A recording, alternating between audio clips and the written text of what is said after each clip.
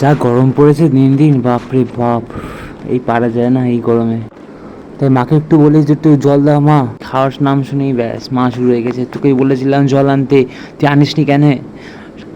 আমি তো বাবা ভুলেই গেছিলাম যে জল আনতে বাড়িতে। আমি আগের দিন রাত্রিবেলা নিয়ে এসেছিলাম, দেখি আজকে দেখি শেষ। তো এখন আবার হুড়মুড়ে চলে এসেছি জলের দোকানে। তো আমাদের এখানে প্রতি বোতল 10 টাকা করে নেয়, এবং তুমি যদি একবারে 2টো বোতল নিয়ে আসো তাহলে প্রতি বোতল তোমার 9 টাকা করে পড়ছে।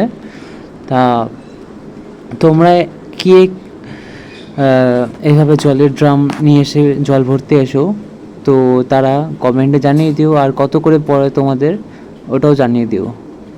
তো এখন আমার জল ভরা কমপ্লিট।